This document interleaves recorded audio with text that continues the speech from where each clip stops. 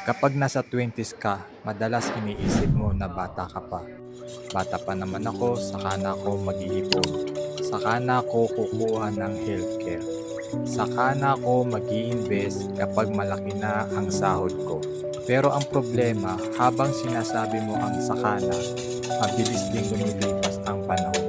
Isang araw, magugulat ka na lang na nasa 30s ka na. May pamilya, may responsibilidad at dun mo mararamdaman ang pressure ng buhay. Maraming tao ang magaling kumita pero walang naitatabi. Maraming tao ang may magandang trabaho pero walang emergency fund. Maraming tao ang malakas pa ngayon pero walang healthcare protection. At kapag may emergency, napipilitang umutang, magsanla o manghingi ng tulong. Hindi dahil tamad sila, kundi dahil akala nila Oo, marami medium pa yan. silang oras.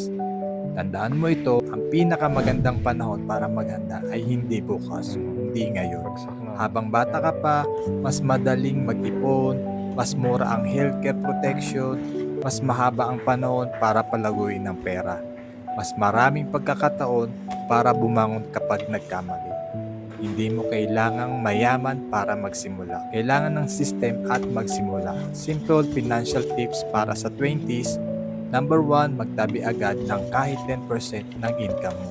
Number 2, bumuo ng emergency fund. Number 3, iwasan ng utang para sa luho. Number 4, matutong mag-invest sa long term.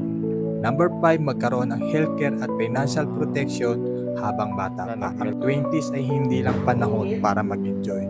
Ito rin ang panahon para magtanim ng mga desisyong magbibigay sa iyo ng mas magandang kinabukasan.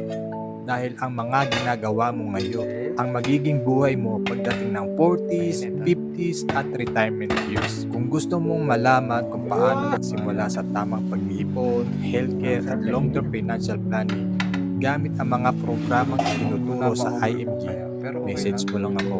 Pag-usapan natin kung paano mo mapapasimula ng matibay na financial future habang bata pa. Tandaan, ang pinakamalaking advantage ng kabataan ay hindi lakas o Start na oras, po. kundi ang pagkakataong makapaghanda ng mas maaga kaysa sa iba.